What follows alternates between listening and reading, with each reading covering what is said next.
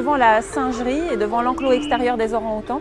Et on est ici pour fêter les 50 ans de Nénette, notre doyenne orang-outan. Alors Nénette, c'est une des dernières orang-outans qui vient de la nature. Elle est arrivée ici, elle était très jeune, on estime qu'elle avait 2 ou 3 ans.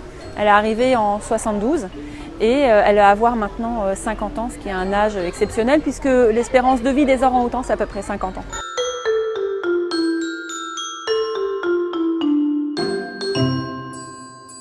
Nénette est une artiste, en fait, on propose aux orang-outans des activités pour les occuper, on fait de l'enrichissement de l'environnement. Et un jour, on a proposé à Nénette de la peinture et finalement, on s'est rendu compte qu'elle adorait ça, elle adore peindre. Donc c'est une activité qu'on lui propose régulièrement et qu'on veut lui proposer pour fêter ses 50 ans, puisque c'est une de ses activités favorites.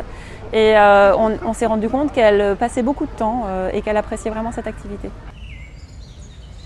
Alors Nénette fait partie des 15 plus vieux orang-outans du monde en captivité. Donc effectivement Nénette est très connue parce que déjà elle est à Paris, voilà, que la ménagerie est très visitée.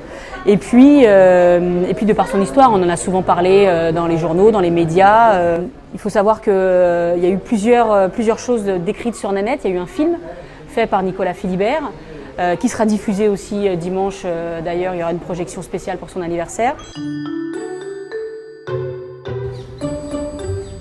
Le fait que Nénette soit née en liberté et passé la plus grande partie de sa vie en captivité, c'est évidemment quelque chose qui nous touche et on s'interroge sur cette difficulté potentielle à s'adapter au milieu captif. Cependant, elle a été saisie alors qu'elle était toute petite, donc elle a été prise en charge par des humains et chez les jeunes grands singes orphelins, les humains ont ce rôle de remplacement de la vraie mère et donc c'est très important que cette mère de substitution permette aux grands singes de se développer.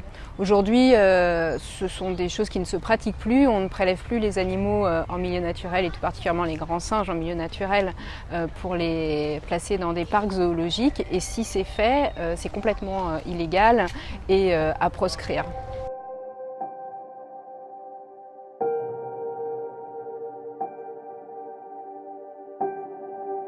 Les grands singes sont tous soit en danger d'extinction, soit en danger critique d'extinction. En ce qui concerne les orang-outans, la situation est vraiment critique et donc tous les signaux sont au rouge et il faut vraiment se mobiliser de toute urgence pour espérer pouvoir encore avoir des populations viables dans les 10 prochaines années. Si ce n'est pas le cas, malheureusement, les derniers grands singes qu'on pourra voir seront bien sûr en captivité et on ne peut qu'espérer que ceux qu'on suit dans la nature puissent vivre aussi longtemps que Nénette, mais malheureusement, en milieu naturel, aujourd'hui, la situation est vraiment catastrophique.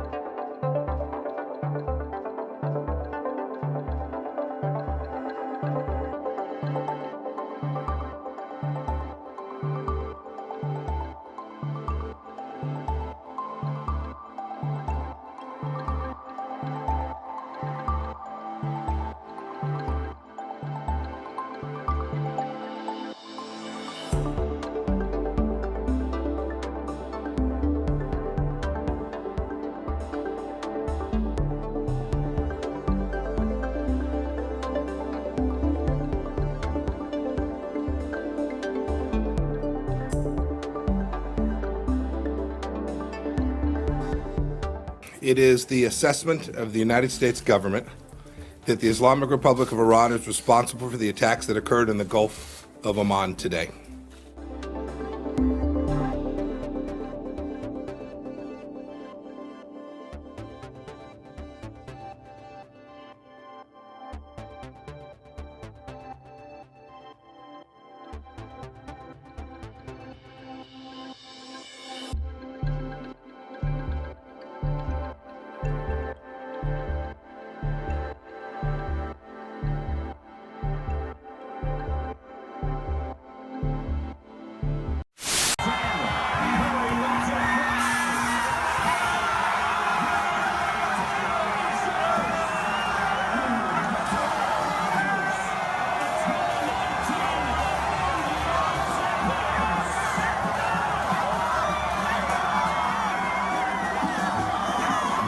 That's it.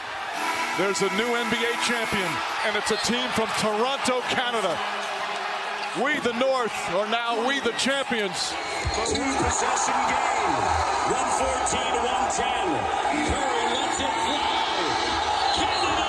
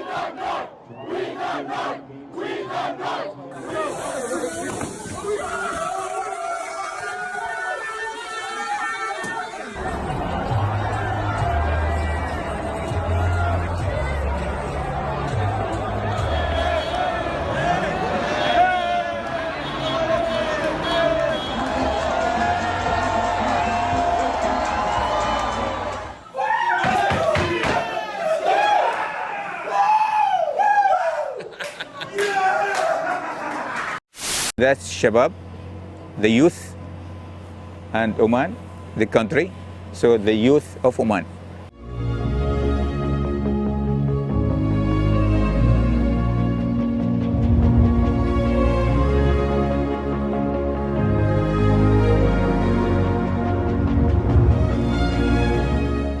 The main mission of Shabab Oman, the second, has two primary roles. The first one is as ambassador of the Sultanate, traveling around the world and showing the flag of Oman, spreading the message of friendship and peace around the people. And the second role is to train young people for sail and adventure.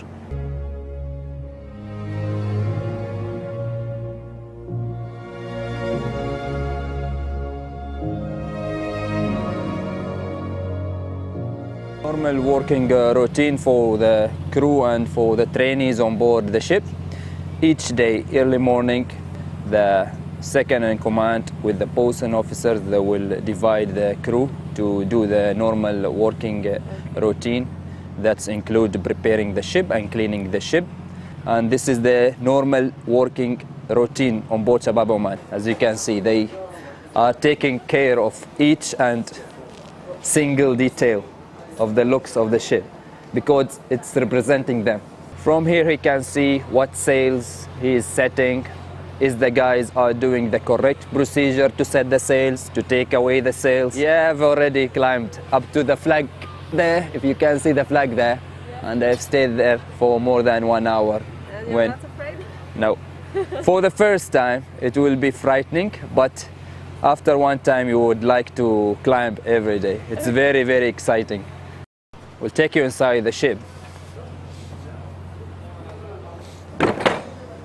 Come on. This is the interior part of the ship. This is our ruler, our Sultan, Qaboos bin Said. In most of the places in the ship you will find his picture, especially in those public spaces like where the crew are dining, where they eat their food in the mess.